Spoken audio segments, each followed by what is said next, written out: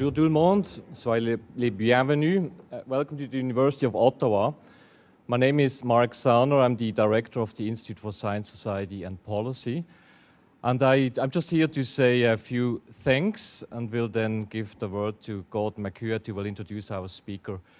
So I wanted first and foremost say thank you to Situating Science, which is a cluster that has been around for 7 years and is continuing doing good work, and this event is actually in a series.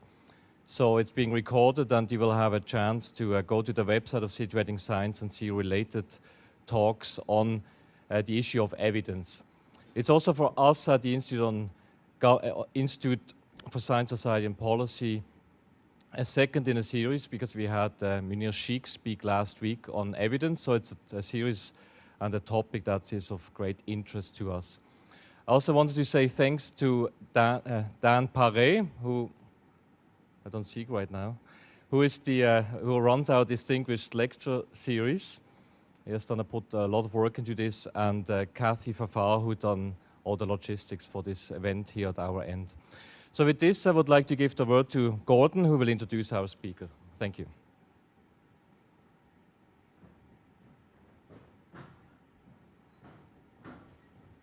I do hope that you watch some of the other lectures in the series. The lecture series is going right across Canada on various aspects of what it means to evidence, the death of evidence, the life of evidence, and we're podcasting most of the talks live or saving them on archive, and you can see them if you look under Situating Science cluster in Canada.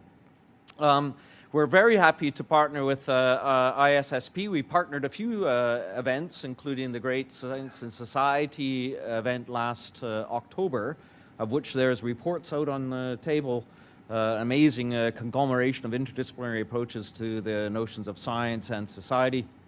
And it happened in this building, and it was a remarkable event. And I think some of its lectures are up online as well, right?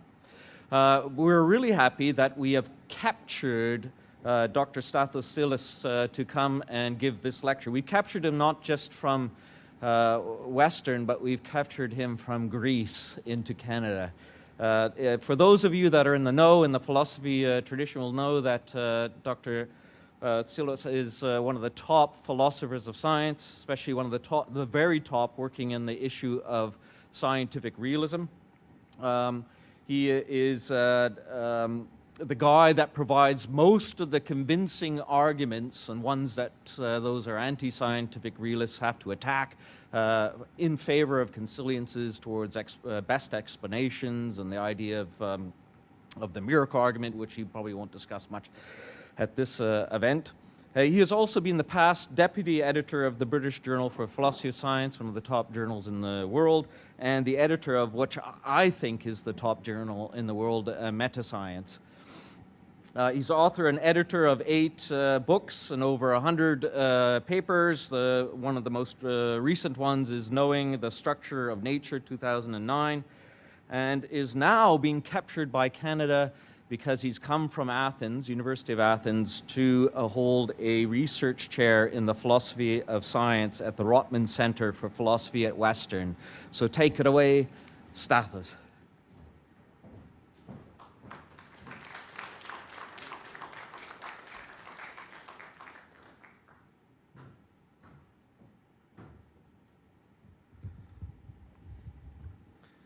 Thank you so much. These are really very nice words. I'm not sure they're all true, but it's been a great pleasure to be here. I'm very thankful. I'm very thankful for the invitation, and I'll try to do my best to persuade you that the stuff I've been looking at the last few years, which is a rather heated debate in France about the end of the 19th century, can possibly cast some light on issues that are quite prominent nowadays in Canada. I'm still learning my way around in Canada, so I'm not sure I understand, Canadian politics and subtleties of issues that arise here. But I want, towards the end of this talk, to make some comments about the so-called death of evidence debate in Canada. But my focus is what came to be known as the bankruptcy of science debate. And this is a stark contrast because Nature, this famous science magazine, had a kind of an editorial. I'm going to talk a lot about it in 1895 on a banquet that took place in France celebrating science, and in particular Marcelin Berthelot, with all the scientific, literary, and political establishment of France was there. And the invitation wrote, hommage à la science, source affranchissement de la pensée, homage to science, the emancipator of human thought. And only recently, that's one of the 3 editorials in Nature about Canada. And that's the oldest one, 2008. Concerns can only be enhanced by the government's manifest disregard for science. So it's a stark contrast between honoring science on the one hand and claiming there are issues about science and government's policy attitude towards it. So the debate I'm going to discuss was described as war against science. And there is this metaphor, if you like, now currently being used to describe what's happening in Canada. So that's a question I'm going to leave hanging. I'm not going to answer this question. Does the history repeat itself here? And if it does, is it as a comedy or as a tragedy? I'm going to make some observations in the end. But my focus for the bulk of the talk will be about the bankruptcy of science debate in France. So the discussion is about the Third Republic. The Third Republic started in 1871. And it started actually with the collapse of the Second Empire of Napoleon III. And you all probably know there was the Franco-German War, the Franco-Prussian War.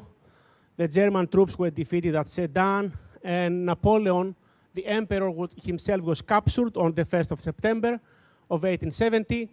As a result of this, Paris was sieged by the Prussian army. And a moderate Republican government on national defense was established.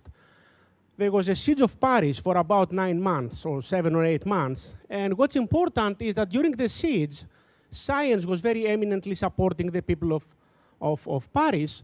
There were popular science committees. There was a commission, a scientific commission for the defense of Paris. And various ideas were thrown around and were tried to ease the Parisians' life and enhance the communication with the outside world. Actually, one of the technologies that was improved dramatically during this time was balloons. The communication with the outside world was with balloons. There were about 4,000 flights of balloons documented here in and outside Paris. And there was a huge issue how to make balloons fly more reliably, as it were. The Académie des Sciences continued its weekly meetings during the siege, and there was a public image of science which was that it's useful and to the service of the country. Now, we all know how this ended. It ended basically in May 1871, where the Paris Commune, which was the result of an uprising in Paris in March 1871, was repressed. And the last week of May 1871, it was the so-called founding massacre of the Republic, where about 22,000 people, communards, were actually shot on the spot. The Republic was then founded as a kind of a viable conservative republic. But the Republican future was quite unstable for quite a few years. Until 1876, royalists dominated the parliament, and actually the thought was that it's best if they go back to monarchy. So it was actually in 1879 that Republicans won a good majority in the parliament, and the Republic started somehow to fly and become more secure. The Third Republic has been described as the République des professeurs, the Republic of the professors. One of the important figures, I'm going to talk about him quite a bit, is this guy up there, Ernst Renan. Ernst Renan was an extremely insignificant public intellectual. he wrote a famous biography of Jesus, which was an accusation of the church mostly. And if you don't know him, you know his definition of the nation. When we now think that a nation is the will of people to live together, irrespective of language, ethnicity, and a common history and a common will, that's the idea Renan put forward. That's the idea of a nation that we owe to this guy. Now, he wrote a book back in 1871, and he actually pointed out as the failure of France in the war, the lack of faith in science, is the profound lack of France. Our military and political inferiority has no other cause. So he actually thought that science is a power for national regeneration and reform. In 1879, the Republican left took over the National Assembly, and it started a huge attempt to secularize society and education. And most of the Catholics back then were monarchists, and the Republicans thought of them as a threat to the Republic. And this guy here, Jules Ferry, who was a Minister of Education and a Prime Minister for quite some time, actually introduced important educational reforms that we still now believe in. Free primary education for boys and girls back in 1881, mandatory secular, laic education in 1886, and the Catholic universities that were established back then became Catholic institutes. Now, science was widely perceived as anti-religion. Actually, to be more precise, science was quite widely perceived as anti-clerical, as kind of undermining the authority of the clergy. The mantra of the Republic is, where science has passed, there is no religion.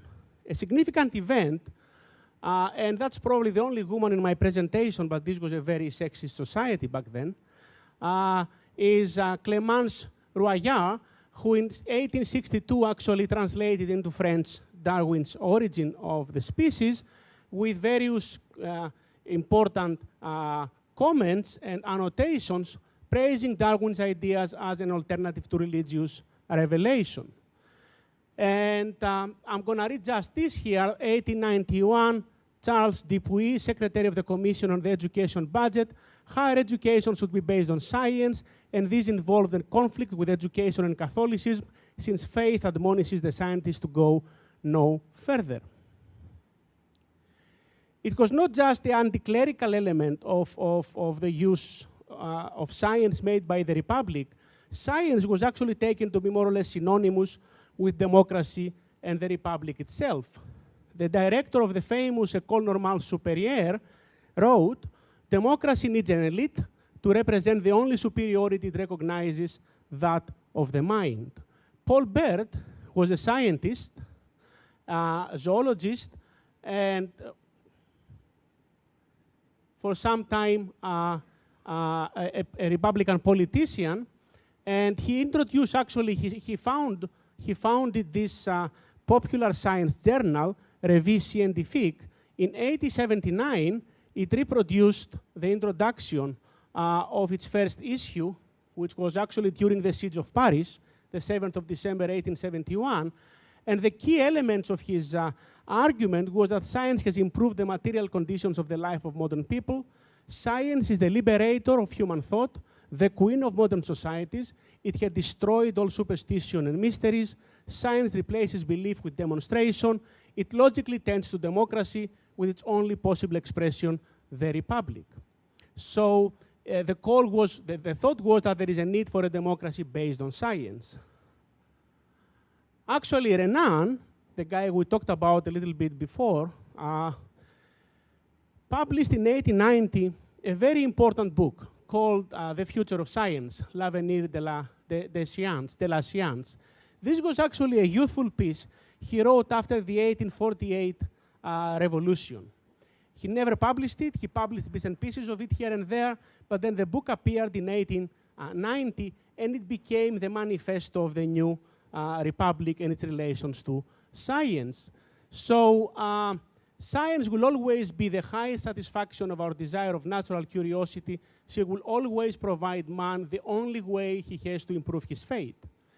Now, the book created an iconic image of science among the public and the intellectuals of the time, and it was basically the fundamental manifesto of the Third Republic. The key elements of Renan's argument was that reason will reform society by means of the theoretical knowledge obtained by science. The true scientific spirit sets the standards of correctness and criticism. There is no supernatural or revealed belief. Science is possible only on the condition of the most perfect autonomy. Scientific spirit is conceived as an ensemble of intellectual habits. And that's another nice quotation. Science has no enemies save those who consider truth as useless and making no difference, and those who, granting to truth its priceless value, profess to get at it by other roads than those of criticism and rational investigation. But Renan went one step further, and that's a very important message. That's a long quotation. I'm not going to read it out, but he actually wanted to make two important points. One is that science has an absolute cognitive and methodological priority. If it appears to raise objections against received dogmas, it is not for science, but the received dogmas to be on the defensive and to reply to the objections. But more importantly, Renan said the state should fund research, but science is objective and should be absolutely free. Seeing that science can only exist under the condition of most perfect freedom, the patronage which the state owes it does not confirm upon the state the least right to control or to regulate it, any more than the subsidy granted to public worship gives the state the right to frame articles of faith.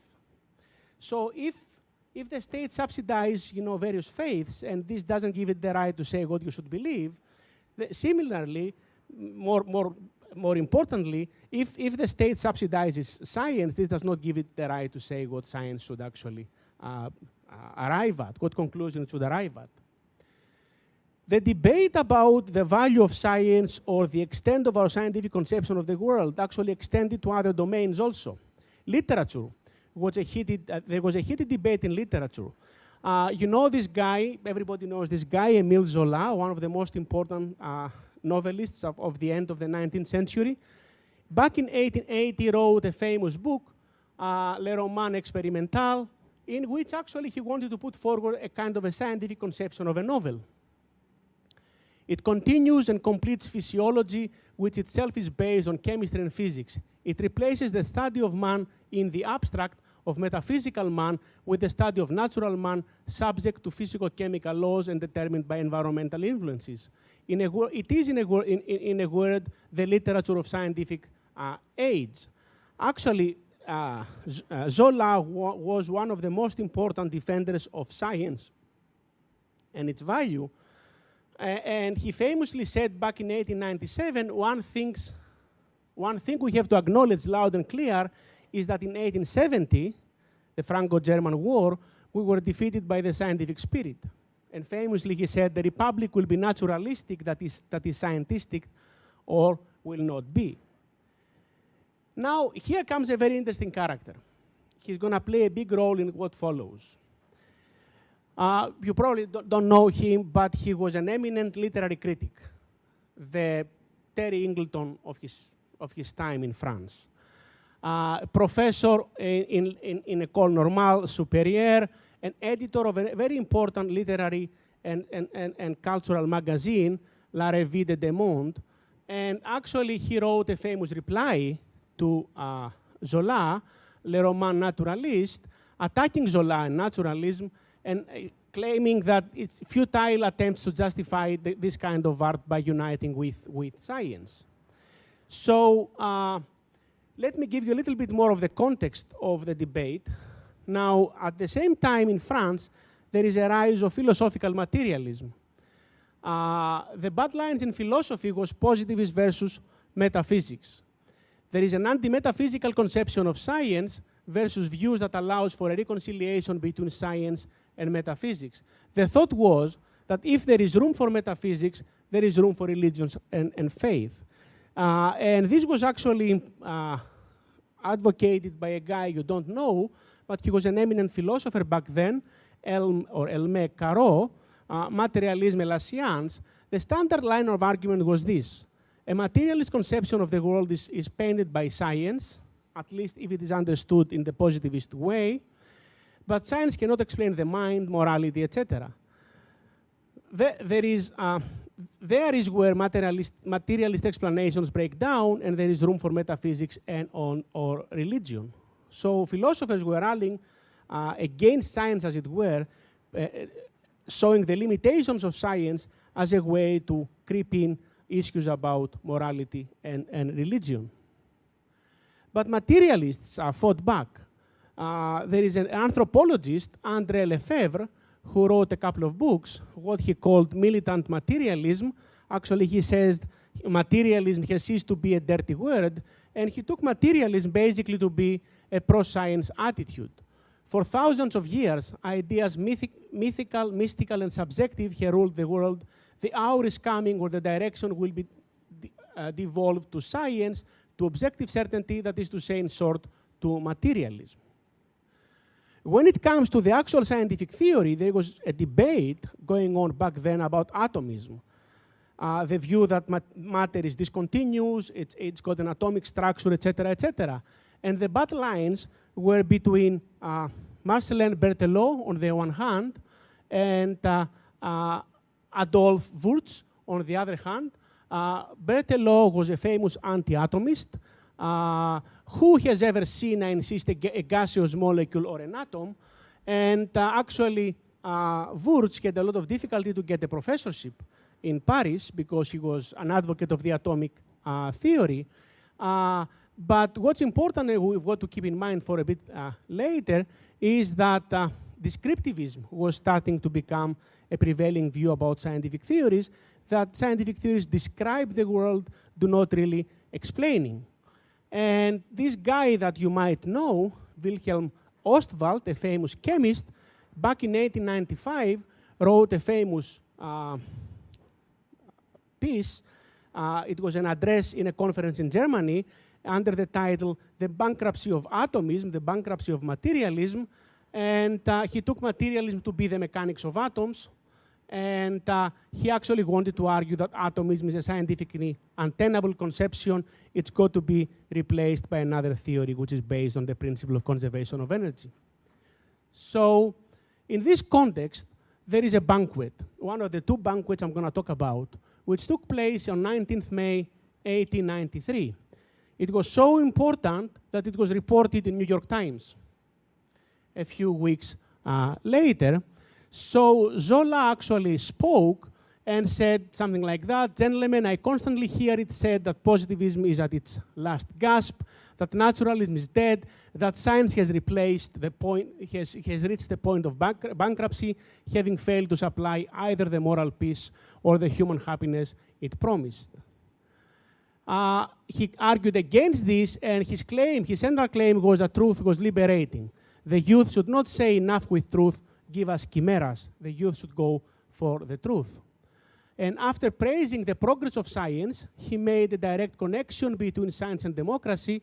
Therefore, the coming century, the 20th century, will but continue our own in the democratic and scientific rush forward, which has swept us along and which still continues. Now, that's the first, to the best of my knowledge, public mention of this expression, bankruptcy of science. The context includes something that I'm going to skip. The story would be very long, but it's going to be a book in the end. And it's a novel. It's a novel published by Paul Bourget called Les Disciples back in 1899. And it was a novel in which there was a kind of an attack on scientific materialism, that somehow it corrupts people by not raising moral and ethical standards and by denying the freedom of the will. And this debate, actually, the so-called debate of the disciple, generated the context within which more people in France started to think that science has no real value when it comes to issues of human liberty, morality, social structure of society, etc., etc. So here is the piece that kicked off the debate in earnest. Now, this character I mentioned, Ferdinand Brunetière, published a piece in his own journal, Après une visite au Vatican, in 1st of January, actually, 1895. And there, he makes the following observation. He clearly has in mind Renan and Zola, and the view that science is an emancipatory force, and he raised publicly the issue of the bankruptcy of science. His key point is that science has failed to deliver on its promise to change the face of the world. Even if this is not a total bankruptcy, it is certainly a partial bankruptcy, enough to shake off the credit from science. Science has left unexplained the origins of life, morality, mentality, and society. And his claim was that science cannot replace religion and faith. It cannot raise and answer questions on issues that matter to humanity. The solace is to be found in religion. There is a huge public stir. There is an opening of a public debate. The first to reply is a scientist, an eminent scientist back then, Charles Richet, who was professor of physiology in the Collège de France, and who later on got the Nobel Prize in Medicine in 1913. He was then the editor of the journal Revue Scientifique. So he wrote a reply to Brunetière, is science bankrupt? And his main argument there is the following. Science can never understand the why of things, descriptivism. We cannot go beyond the phenomena, as it were, especially when it comes to the infinitely small and the infinitely large. Science attends only to the phenomena. The intimate nature of things escapes from us. Second, science has nonetheless, has not promised anything, let alone the discovery of the essence of things. But third, despite the fact that science has not promised anything, it has actually changed the world.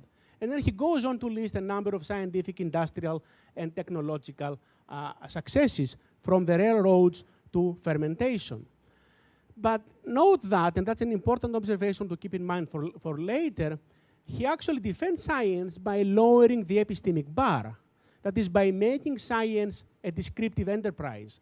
If science does not aim to explain things, to go beyond the phenomena, it cannot be accused of not explaining things in this way. But the threat that the Republic felt from Brunetière's attack was so important that actually there was the reaction of the Republic. There is a famous banquet, the banquet that nature actually spoke about, we saw in the beginning, on the 5th of April, 1895, organized by the Union of the Republican Youth. And it was in honor of Marcelin Berthelot, who was an eminent chemist and a foreign minister of the Republic.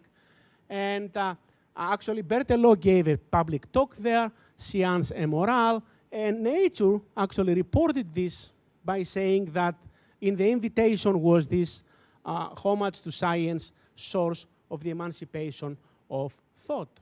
So everybody was there. You don't know who these guys are. I mean, that's Zola, of course. And that's Raymond Poincare, who later on became the president of the Republic. So there were speeches from the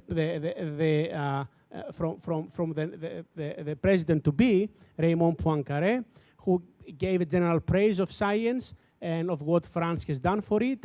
A zoologist who actually took on Brunetière and his claim against bankruptcy. Richet, we've seen his reply already, who actually ironically spoke about the bankruptcy of poetry because poetry does not answer various questions. Émile Zola was there, and more importantly, an eminent politician, Henri Brisson, who was twice Prime Minister of France, actually took it seriously, and he said, the controversy of the bankruptcy is a political controversy. The reaction of the clergy, it aims to discredit science and to promote religion. Now, Berthelot, in his address, actually talked about how science is an emancipatory force, and it is in three ways. By the material means of actions that it furnishes, by the horizons it opens up, and by the certainty of its methods, which is constantly verifiable. And he thought that the French Third Republic was kind of carrying on the legacy, the message of the encyclopedists. But Berthelot went even further, actually. He wanted to say that science has a moral force, not just a cognitive force. Morality, social and private, conforms to the scientific laws and is deduced by observation and induction, he said. It concerns the knowledge of the laws of physiological and moral constitution of humans.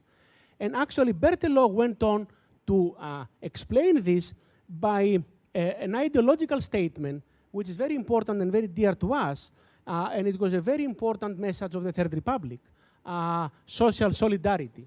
The basis of public morality is social solidarity. And this was actually the central political doctrine of the Third Republic, the doctrine introduced by one of the most significant children of this republic, Léon Gambetta. The most sacred law of humanity, social solidarity.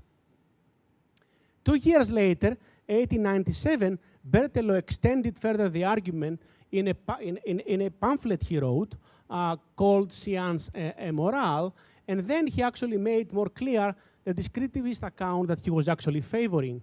So science has not pretended to have penetrated to the essence of things. Under the words essence, the nature of things, we hide the idols of our own imagination, Berthelot said.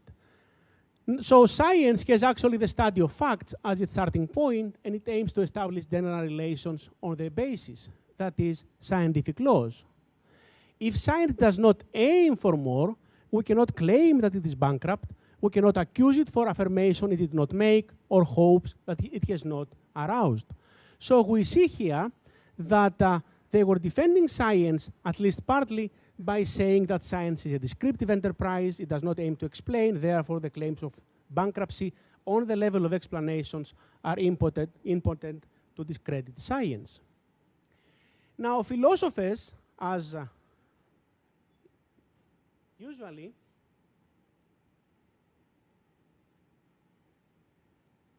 came to the debate later on, and they were divided. I'm not going to read this big, long slide, but the theme that was becoming very prominent was that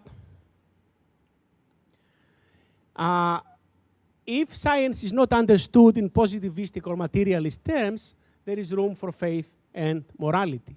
What's really important to keep in mind, however, is that back then in France, there was an emergent philosophical conception which was broadly neo-Kantian.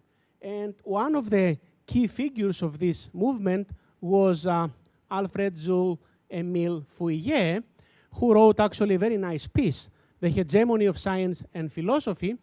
And he was actually the first to point out that there are limits to scientific explanation. Philosophy supplies the principles that guide our speculations beyond the limits of science. Actually, he did not doubt science. Scientific truth is worthy of our respect and even our love, since it contributes to our knowledge of things and ourselves. And that's a nice quotation. Neither the gates of hell nor even those of heaven shall prevail against science. So science is the golden mean, if you like, but nonetheless, it gives us only partial knowledge. It offers a knowledge from a certain point of view. For science, the world remains a broken mirror. So Fourier was the first, if you like, to point out that when science approaches the world, there is a certain perspectival approach from the point of view of certain theories. And he was actually in favor of the view that philosophy puts together the scientific image of the world, and therefore science can offer moral hegemony only with the aid of philosophy. So Fourier turns the tables on Berthelot and the other descriptivists. Science can go beyond the phenomena and the empirical world only with the help of philosophy. Some observations. So the battle lines in this debate are this. The scientific establishment seems to go for descriptivism in order to say that science is not bankrupt. It's not bankrupt because it never promised to explain things, let alone to explain morality and other things. At the same time, both philosophers and scientists try to adopt a scientific point of view which is anti-materialist, anti-Darwinist, and anti-positivist, so that they leave room for faith and a religious understanding of morality. But, and that's the important thing we should keep in mind, despite all this, despite that they kind of backpedal and they take this descriptivist, anti-metaphysical, anti-materialist view of science, science is still a force of reason, emancipation and knowledge, and a plank of democracy. So science has to be defended precisely because of this, even though it does not achieve what they accuse it that it cannot possibly achieve. Back then, there is a very important argument that becomes prominent probably for the first time in history. I call it historical pessimism. And we'll see this argument, which is very widespread, and I think motivates lots of hostility or skepticism against science. So one explicit reason to lower the sides of science, to become descriptive as opposed to explanatory, is that science has had a poor track record.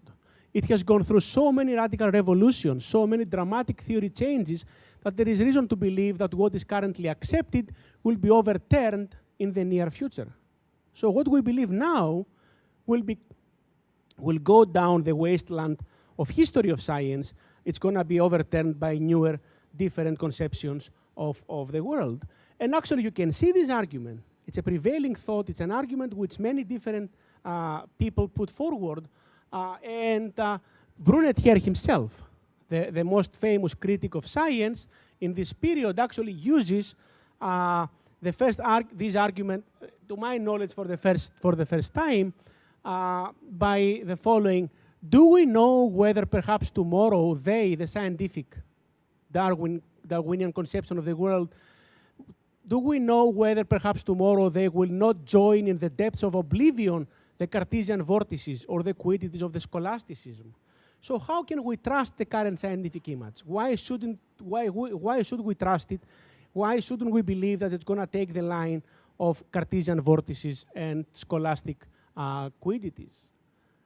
You all know him, Leo Tolstoy. Leo Tolstoy was a famous participant in this debate. He was a friend of Brunetière's, and he actually sided with Brunetière against Zola. In 1893, he wrote an essay, The Non-Acting, which is a criticism of Zola's address in the banquet that I spoke about a while ago. And actually, Tolstoy very eloquently writes against science, and he brings in the history and failures of science. Lastly, does not each year produce its new scientific discoveries, which, after astonishing the boobies of the whole world and bringing fame and fortune to the inventors, are eventually admitted to be ridiculous mistakes even by those who promulgated them? Unless then our century forms an exception, which is a supposition we have no right to make, it needs no great boldness to conclude by analogy that among the kinds of knowledge occupying the attention of our learned men and called science, there must necessarily be some which will be regarded by our descendants much as we now regard the rhetoric of the ancients and the scholasticism of the Middle Ages. So Tolstoy very eloquently puts forward what I call the principle of no privilege. That is, unless we think we're privileged now, vis-a-vis our former scientists of the past centuries, we've got no warrant to say that what we now believe, what we now take to be scientific theories, will stand the test of time and will become part of the scientific image of the world. And actually, scientists themselves, most famously Planck, the famous founder of the old quantum mechanics, and a whole movement called mathematical phenomenologists, who actually did not want to adopt atomism, but used atomism as a useful device to formulate mathematical equations and laws and then derive predictions. According to Boltzmann, this phenomenological approach to science relied on what he called the historical principle, according to which frequently opinions which are held in the highest esteem have been supplanted within a very short space of time by totally different theories. So now they exhorted the theoretical physicists to consign to the flames the idols that but a moment previously they had worshipped. So there is a period in which historical pessimism, that is the idea that we are no privileged in our science now, vis-a-vis what scientists were doing in former centuries, was becoming very prominent. The debate of the bankruptcy of science in France goes on. There is actually a second round of it, and this time is actually entangled with the very famous Dreyfus affair. I'm not going to talk about that unless you want me to talk during the question time.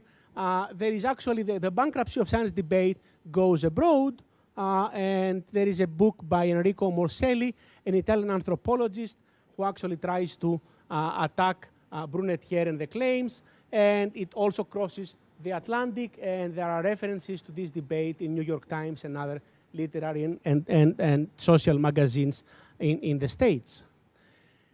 Now, here is a crucial part of the debate.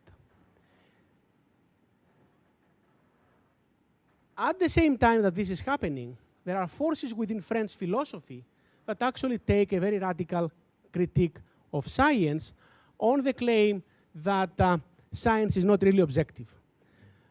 Frederic Raoult talked about the superstition of objectivity, and the enfant terrible of French philosophy back then, Edouard Leroy, talked about the appearance of objectivity. So the thought was that there are no standards of objectivity in science. All science, including scientific facts, are free constructions of the human mind. The idea of freedom was supposed to leave room for religious faith. Leroy put the point quite eloquently by saying that science is just a rule of action. It doesn't tell us what the world is like, it just tells us how to do things, how to predict and organize. And he argued consistently against the idea, the banal idea that the scientist need only observe the facts. And that's a nice quotation. If one visits the physicist in his laboratory, one will see that he has the constant impression of constituting the facts, of informing nature, of creating in the amorphous and continuous matter of the given the particular beings that he observes. So that's another critique of science, which is kind of different from the one advocated by Brunetière and his cohort. André Lalande, who actually every year back then wrote a piece on French philosophy, which appeared in the rather famous philosophy journal, Philosophical Review, put the point like this, back in 1905. Thus, the partisans of faith no longer stand today as formerly outside the experimental and rational domain. They no longer condemn it as a whole and on principle. The manifesto of Monsieur Brunetière on the bankruptcy of science was the expression of a state of mind which seems now a little antiquated. Instead of condemning science from without, as had been formerly done, they now work from within to render it inoffensive to faith. And that's an important distinction, from without. Arguing against science from another point of view, which is outside science and claiming that it's bankrupt because it doesn't answer questions about faith and morality, as opposed from within, working from within science and trying to show that we cannot ground an objectivity, the objectivity of science from within science. Now, perhaps most of you have heard of this famous philosopher, mathematician, and physicist, Henri Poincare. There was a debate back then between Poincare and Edouard Leroy. And the focus of the debate was how do we choose between competing theories. This was a time of revolution in physics. Don't forget that back then, non-Euclidean geometries emerged. And classical mechanics was at odds with electromagnetic picture of the world. So there were serious issues about how you actually construct your theories, how you choose your theories on the basis of the evidence. And Poincare, a famous player in this debate, was taken by many people to have advocated a rampant conventionalism. That is, the choice is fully conventional. It's a matter of free will and decision. Actually, Leroy argued that Poincare was committed to the view that all science is conventional, and he found his view agreeable. Poincare wrote a lengthy reply on the objective value of science, which appeared in a philosophy magazine in France in 1902.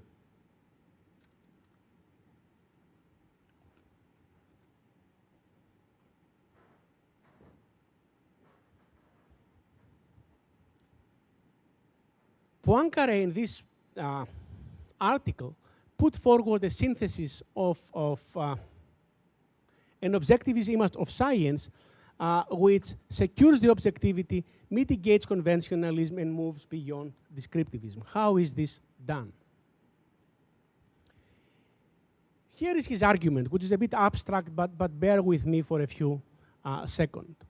So Poincare says something like that. Whatever is objective must be common to many subjects. That is, objectivity implies intersubjectivity. Hence, whatever is objective must be transmissible from one subject to another. If something is transmissible, then it is communicable and intelligible. Sensations and qualities, whatever is purely qualitative, are not communicable. Therefore, sensations and qualities are not objective. Where then does objectivity lie if it does not lie in sensations and qualities? It lies in relations, Poincare says. If everything is such that it has qualities and it is related to other things, and since qualities are not objective, only relations will be objective if objectivity is possible at all. Even if we accepted that only relations are objective, it does not, of course, follow that all relations are objective. Actually, it does not even follow that all transmissible relations are objective. Poincare was well aware of this. He wanted to distinguish objectivity in science from dreams as well as from romance, from fiction. As he put it, that is, he had to draw a line between fiction and dreams.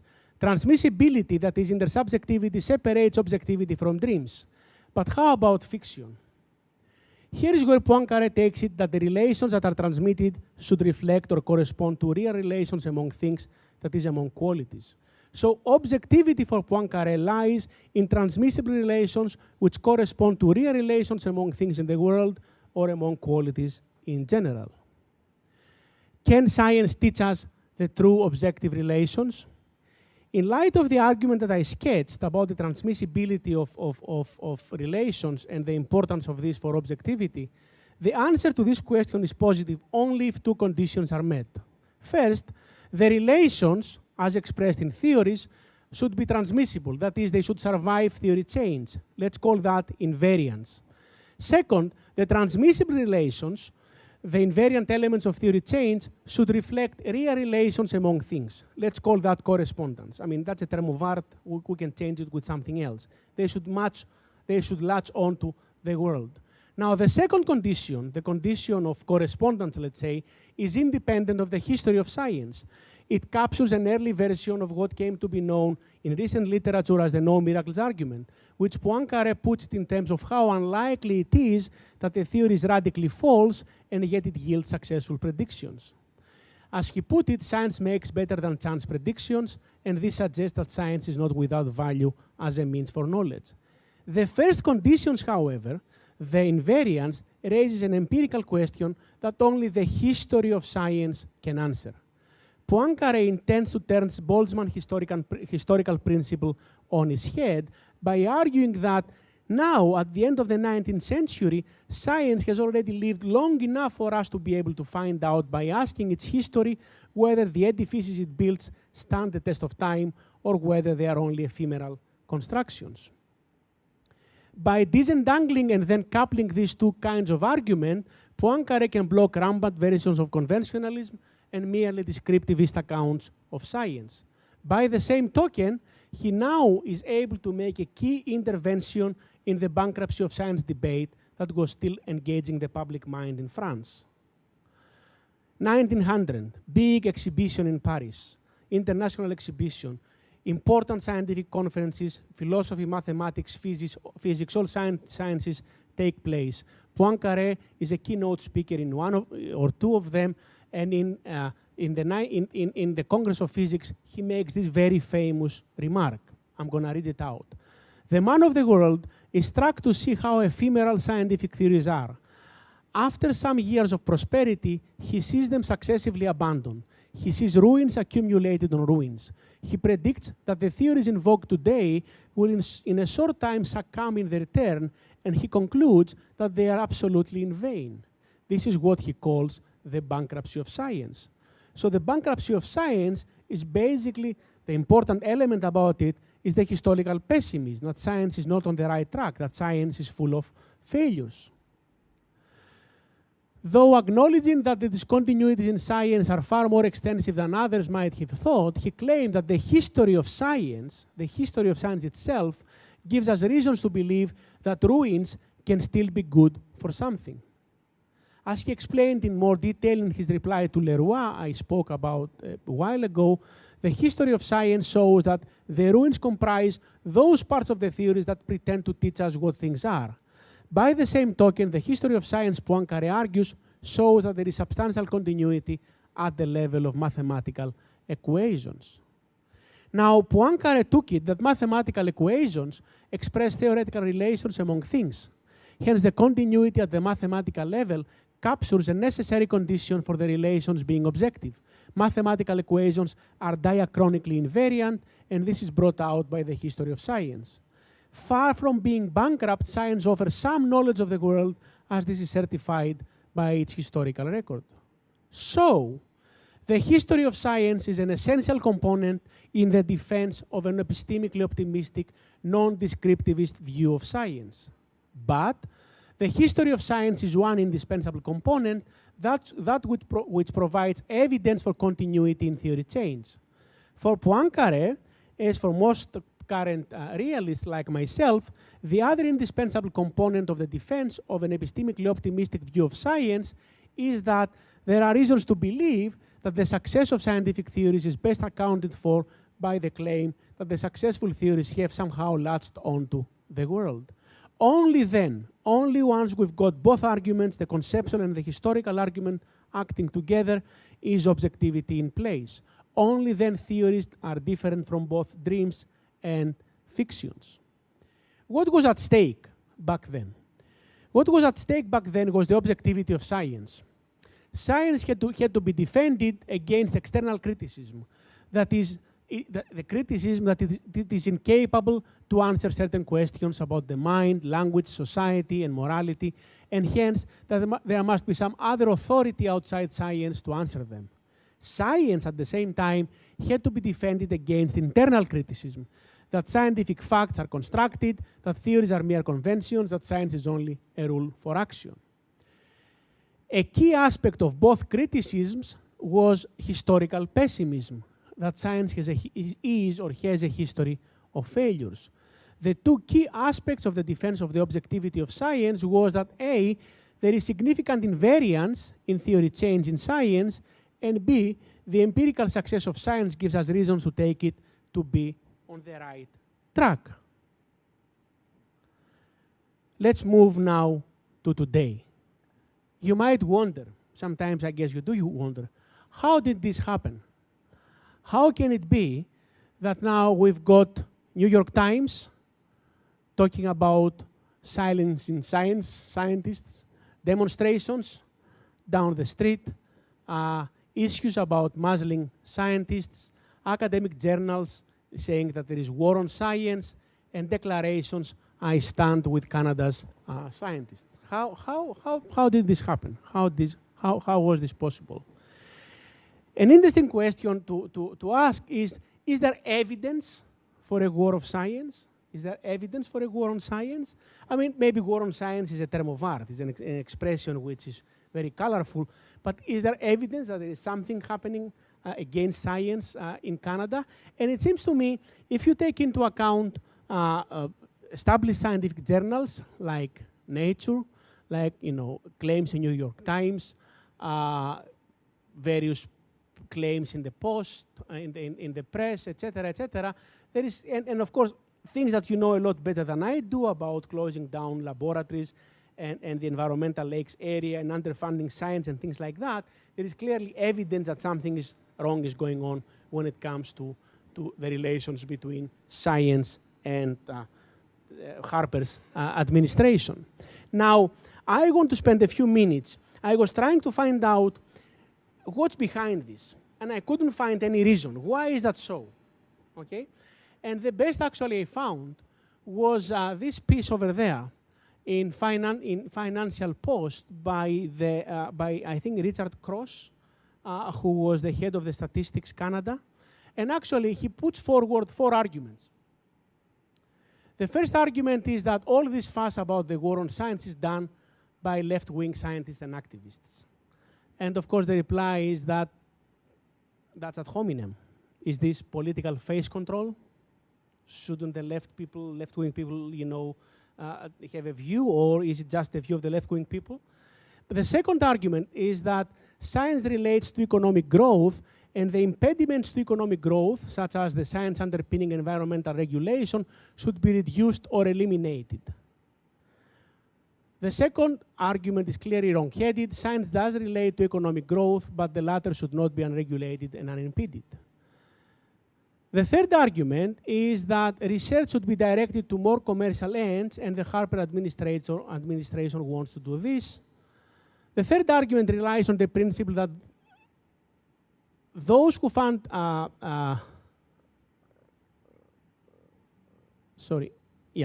The third argument relies on the principle that those who fund the research should decide what the research should be about. Even if this were a correct, this goes for the fourth argument.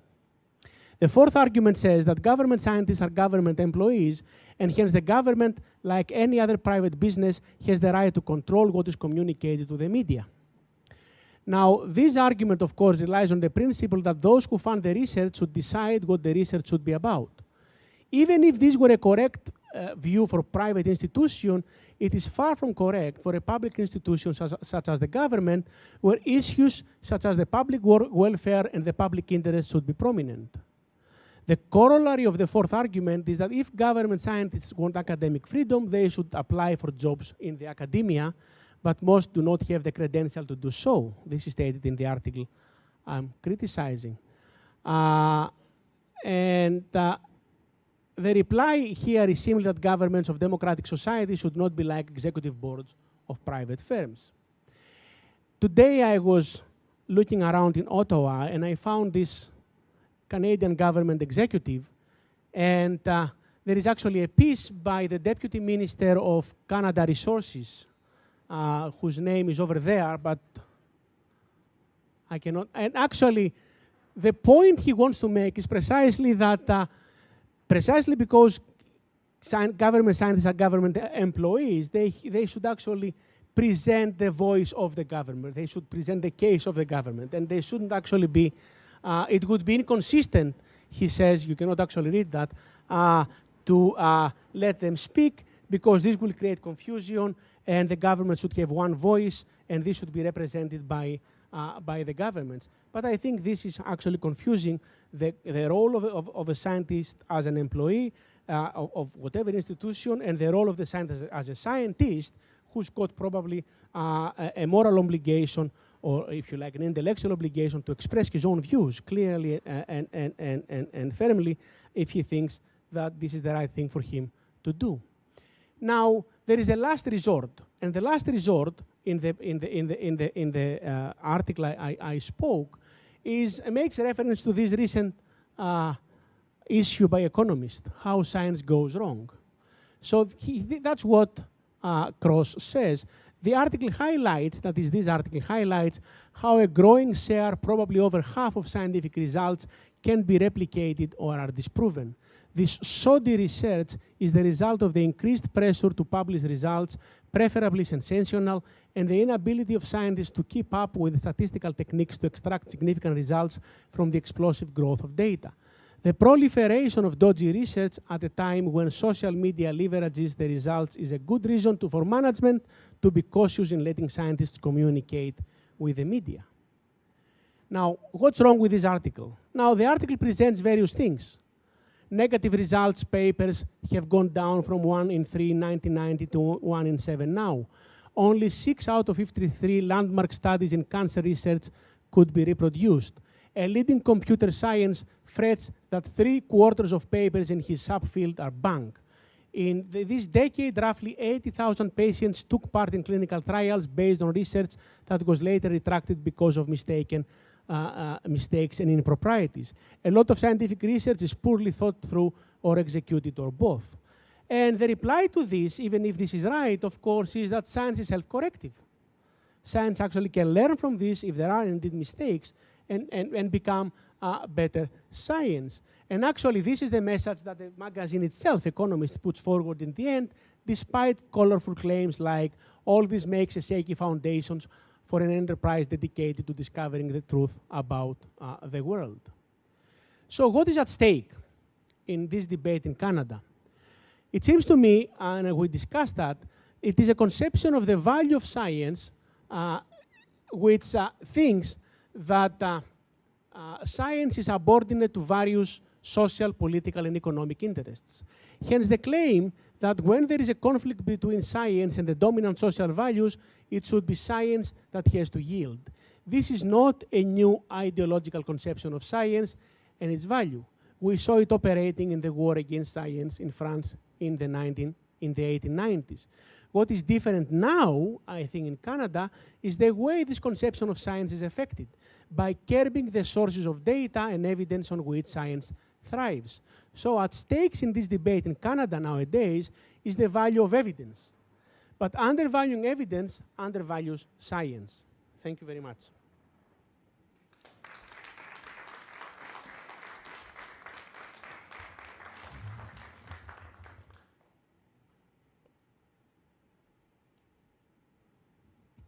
So I'm happy to walk around with the microphone if anyone has questions.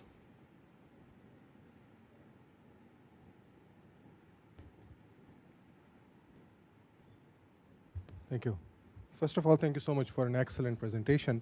My name is Syed Aziz. I'm a scientist at Health Canada and adjunct professor in the Department of Pathology, University of Ottawa. Can you speak a little bit closer? Sure. As a student of science and the affected member of the scientific community, I don't have any question, but I would like to make some comments on that, what you have presented. And I think what North America and Europe is nowadays is just because of the innovation, inventions, and research. If we take out these things from North America, I don't know where we will go. And if we're not going to do this kind of a research, then somebody else will going to do. And this I am saying based on my personal observation, because I'm an editor of few journals, and whatever the papers I'm receiving nowadays, about 70% are from China. So they are very much populating the scientific bank of research nowadays. So I would like to have your comments as well on this one.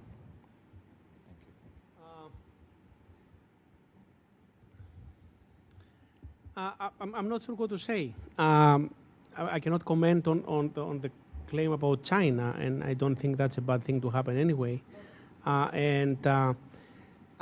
Science is a lot more important to the developing world than it is to the developed world, and science education even more important to the developing world, and this can only be commented.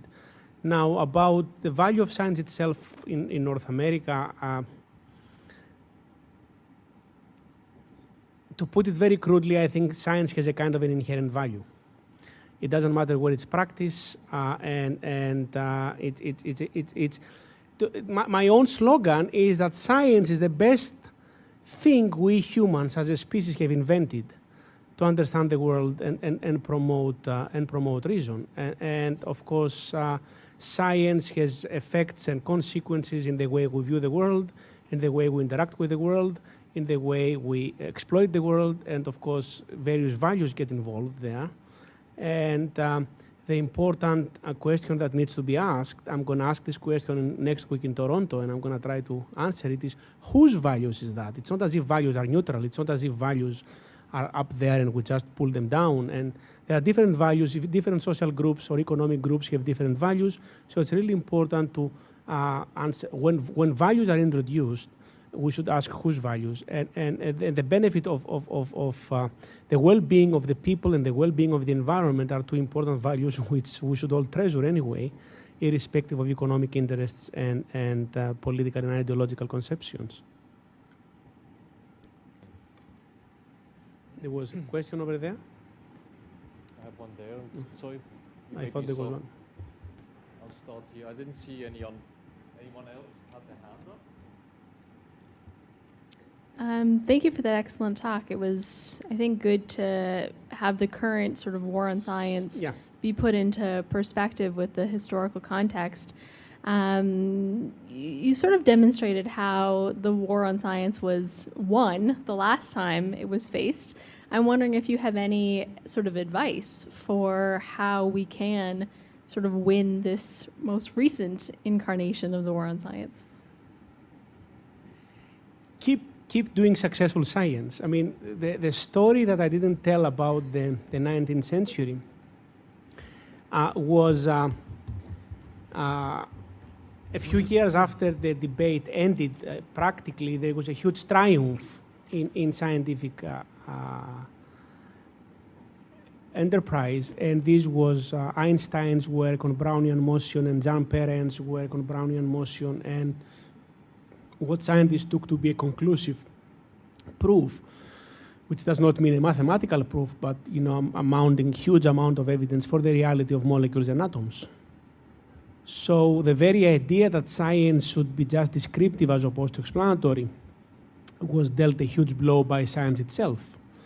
So what I would say nowadays is that keep doing science, good science. That's an important thing. This is really what scientists know how to do best, and we're grateful to this.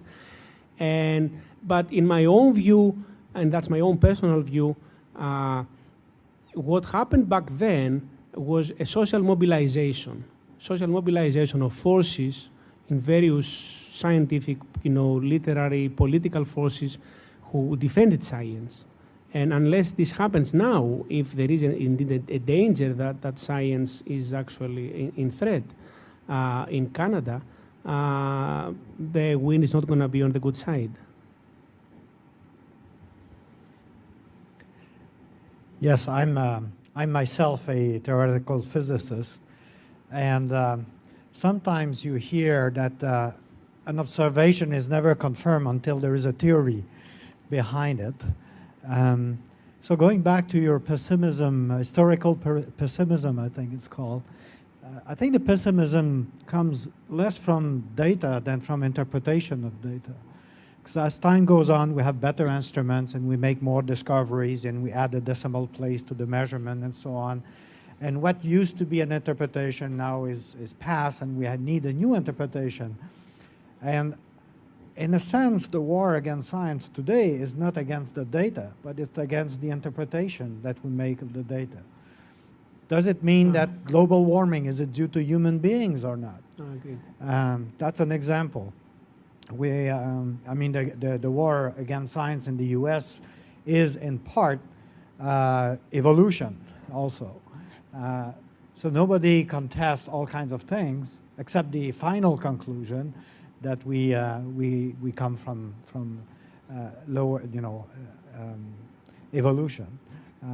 So I think pessimism was based on that as well. And we see this pessimism or cynicism, if you wish, today in health. One year you hear that you have to eat this, and the year after you shouldn't. Coffee is good this year, it's not good next year, and so on and so forth. So I think there's a mix of cynicism now that looks like pessimism in the past. I'd like to have your opinion about this. It's a very good question, and it's actually quite a few questions together, and that's it's a good point. There is clearly an issue of interpretation in science. I mean, but that's what science is about. Science is about theories, and theories do not write on the forehead, I'm true or I'm false. You've got to actually show that they are true or false, and getting the evidence to bear on one or the other theory is really an important element. What I found worrying about what I'm hearing or I'm reading about Canada and the so-called war against science is mostly that this is an internal scientific issue. So you can fight with creationists on scientific grounds. You can fight with intelligent design people on scientific ground. You can find with anthropogenic or non-anthropogenic climate change on scientific grounds. But what happens now, it seems to me, is that they want somehow to say we stop collecting evidence which is potentially relevant to answering these questions. And that's even worse, you see, because once you don't even try to address these questions, and if you don't try to address this question, then the only answer will be ideological, will be, that's my view and that's what I want to defend. And I think that's really what's different now in Canada. And of course, in science, better than me, there is always a matter of uncertainty in science. Okay, and what scientists always talk about proof, but they don't mean mathematical proof. You don't prove theories in science like you prove Euclid's theorems from its axioms. Okay. And new evidence can come in and turn the tables around, as it were, okay? Overturn your old views. And that's what I meant when I talked about historical pessimism, that sometimes this is exaggerated and it became a focal point at the end of the 19th century. That is, that if you look at the history of science, it's a history of failures. No, that's wrong. That's wrong. And I think Poincare was probably the first to put it forward as a claim that if you look at the history of science, you see change, but you see substantial continuity, you see invariance, okay? And invariance tells us that what we are doing is not a dream, okay? It doesn't give you what we are doing is touching reality. You need the extra argument about the success and how to explain it. That's the key idea. Hi, I'm Bill Jeffrey with the Center for Science and the Public Interest. I just want to make an observation and ask a question. First of all, I think that the distinctiveness of science can be overstated. It's really just an organized way of collecting observations and analyzing them. And I wonder if you could comment on the suggestion that this isn't really a war on science that we're thinking about, particularly in relation to the federal government's views on this. But it's a war on it's a war on persuasive claims to truth. Often, the current political leadership does side with science if it's consistent with its worldview, but is very critical of science that's contrary to that. And maybe you can just make a comment on that observation. I want to be careful in the following sense. I mean, war on science is a metaphor, of course. Okay, I don't think there is literally war on science. And if you look at the data, as it were, there is probably conflicting information. And, people will say that the research budget in Canada has gone up the last few years. But it seems to me what is really at stake here is that there are some scientific theories, there are some scientific domains of inquiry which are so sensitive, okay, that the way they're going to go will influence the way we conceive of the world. So I would, what's sensitive nowadays at the end of the beginning of the 21st century, which was not sensitive at the end of the 19th century, is environment. So the concentration really of forces, if you like, against science are in this area. It's against issues that have to do with environment and exploitation of the environment, climate change, science, and things like that. Have I answered your question? I'm not sure I. We have 4 more questions, okay. so yeah, I've got to be brief. Maybe you can catch him afterwards. One here, one there, and then 2 in front. Thank you very much. Thank you. Thank you very much. I have a quick question. What's your exact definition of the good science? For you, the good science is something... Sorry, I didn't... Can you... What is your exact definition of the good science? Is the good science for you something which causes social solidarity, or is it something which is solve the existing good problem? Science? Good science, because you're using this terminology 2 times, that the good science... Did I say good science? Good science, yes.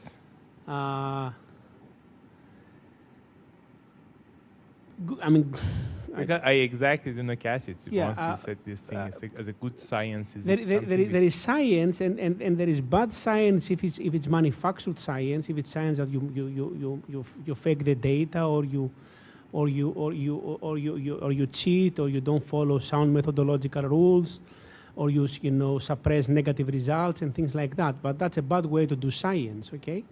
And there is a good way to do science, which is what most scientists do. Basically, follow what we call the scientific method, and there is scientific training and there is scientific spirit, and they probe nature and they answer, and they collect data and they interpret them.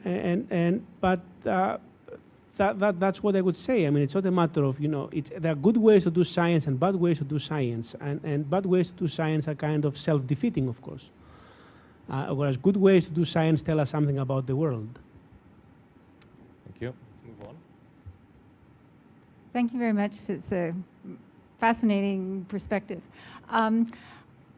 Going back to the very beginning of your talk, science really sort of caught hold in response to a catastrophe in Paris. In response to? A catastrophe, to to all of the things that the citizens of Paris had to do in order to survive.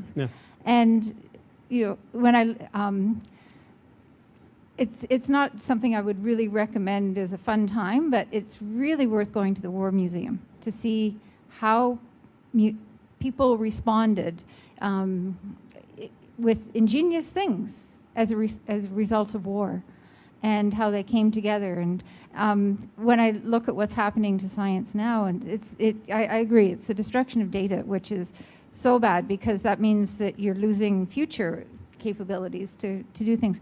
But I'm wondering what you think, and maybe you don't have any better crystal ball than I do, but going ahead, we are going to be facing some very hard times with climate change.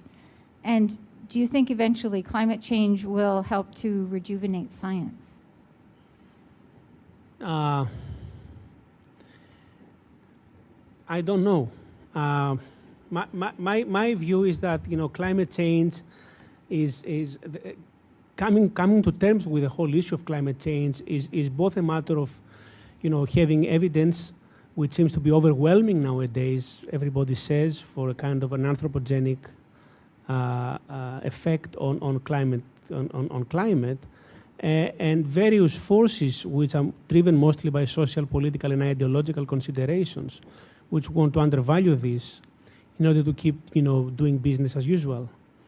So in a sense, that's both a scientific and a political battle, broadly political battle. And the only way that these battles can be won, if you like, is by mobilization of the public.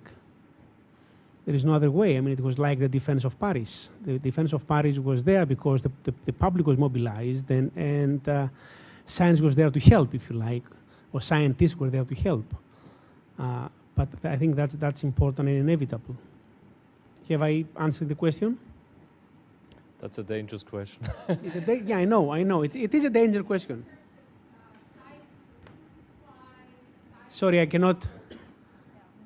The acoustics is... I was thinking in terms of science for food supply, science for water, science for, to maintain the necessities of life, and to predict what's going to happen in the future, maybe on smaller scales. I can just imagine that we're going to need science for a lot of things. Science for extremely, low energy technologies, very good housing, or new ways of getting around.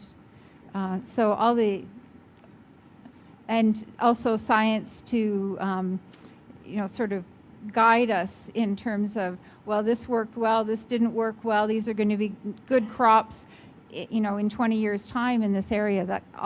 There's a huge amount of stuff that we'll have to do to adapt. So it's the adaptation. Well, I agree on this. Yeah. Gordon, yeah. We just need more climate change, and then science is fine. Stathis, I think the difference maybe between what you're describing in France and what's happening now, you noticed in the French situation that scientists are intertwining and taking very seriously the philosophical debates, right? And it's very wonderful and surprising, I guess, for people that don't know this history, that many of the people that are participating in the main debates are discussing philosophically as scientists about the meaning of their science. They're also debating about the status of theories and laws. That's not what we're having right now. We might have had that a few years ago in the science wars, when there was debates between constructivists, some of them are good friends of mine, and others that are on the realist side of things. But now it's a debate, it seems, just entirely on what means evidence. At least those that are trying to defend science are using the rhetoric of the death of evidence, right? And if you listen to them very closely, and they tell stories, and we've had several as our platforms in this lecture series, they say that all the government has to do is to listen to scientists because they have the right evidence, and if governments are run on the grounds of evidence, then everything is going to be hunky-dory and we'll all be happy and the world will end up in total progress and there will be no problems. Now, that's very philosophically naive, right? Like appallingly philosophically naive, repeating stuff not from the 1870s and 80s and 90s, but from the 1920s and 30s, technocracy and things like that, and without any sort of philosophical sophistication on the part of those that are trying to defend science. Now, when they talk about evidence, there's actually something very peculiar about this very notion of evidence, of which the Economist magazine is actually very good in that report by saying that when people talk about evidence as being just like in the American Constitution is self-revealing or something like that, it's actually much more profound. The idea of replication of theories or replication of experiments is extremely problematic, and most experiments aren't replicated. So I think it's a job of groups like the Rotman and also ISSP and Situating Sciences to snuggle much closer between the philosophical community and those in science studies and people in sciences to get a real engagement that we cannot build on models, not debates that happened in France in the 1870s, but debates that already happened in the 1920s, which this pales in sophistication. Can I make a comment here? That's an excellent point and opens a can of worms. What's peculiar about France back then, it's really peculiar, but probably historically without precedent and without things that happened after that, without something like that happening, it was that philosophy, serious philosophy, was produced by first-rate scientists. The philosophers, the professional philosophers were lagging behind, were kind of trying to catch up with what scientists were putting forward as a serious philosophical view about their theories, the evidence, the history, the role of history, and they were creating science as well as philosophy. They were reflecting about the theories, the relation of the theories, and the evidence, the competition between theories, the role of conventions, the role of facts, and that's unprecedented, and that's something that has not happened ever since, I think. That's very, very peculiar. And that's partly because it was a huge scientific revolution lurking then, and they had to take, issue with the foundations of the disciplines. Now, I've got something that I say when I talk about evidence. Evidence doesn't speak with the voice of an angel. You interpret the evidence. And you've got various ways to think what's good evidence, what's bad evidence, or to evaluate the evidence itself. And I agree that a lot of the debate, as far as I can understand it, at least from public speeches and things like that, is that, here's the evidence, and the evidence says, whatever, what the truth is, and therefore we should follow blindly what the evidence says. But it seems to me, although this is exaggerated, and philosophers, sociologists, social studies people, historians can actually work with the science to have a kind of a more nuanced account of evidence and how it relates to theory. What I think they sense and they react is that the current political situation, if you like, or the current administration seems not to value evidence in the first place. That's why I say that's a debate about the value of evidence. You can raise the issue even if you think the evidence is interpretable and can be interpreted in different ways. You still go for the evidence, and you try to interpret it. You don't suppress the evidence. You don't try to have less data, as it were. You go for more data, and you try to make appraising the evidence better, by replication, by reproduction, by finding ways to question the methodological assumptions involved in trials, clinical trials, and things like that. That's my point. So considering that we have refreshments in the back, I would say the last two questions should be as concise as possible. So Dan, you have you okay? Then let's make this the last question, please. Thank you. I just wanted to pick up on the last three lines in red, in which you are pointing to what's different now is the curbing of the sources of data, which evidence thrives. I agree with that point of view, but I think there's another complementary part I'm referring in particular to in Canada now with an agency like Statistics Canada was recognized many times by The Economist magazine as one of the best in the world. Well, and the current government has taken away the long-form census, which is, you know, a major issue for the general public, if not just the technical demographers, that there indeed one is curbing the sources of the data. But I also see a major trend within that agency toward having the government employees merely produced data, but not being allowed to analyze or interpret data in an independent fashion and contribute to a larger, more public policy kind of debate. So I see this, and the consequence of that then is that government is cherry-picking the available data, doing their own interpretation and analysis to justify their preset political agenda. I think that's an excellent point. And a comment on this excellent point is that it seems to me there is a wrong conception of what it is for someone to be a government scientist. I mean, a government scientist works for the government, but it's a member of the public at the same time who's going to suffer or not suffer from the consequences of the policies followed by the government, okay?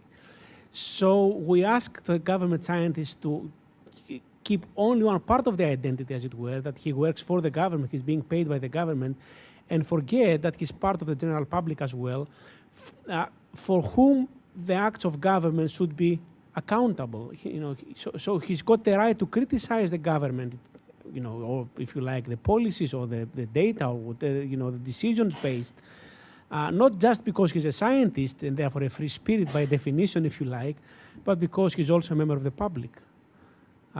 So governments should not be taken to work like, you know, in private firms, okay, and executive boards. They are there to serve the public, I think, I hope. Thank you very much. You have been very patient with questions. So please let's give our speaker a big thank you for this thought-provoking contribution. Thank you. Thank you very much. Thank you very much.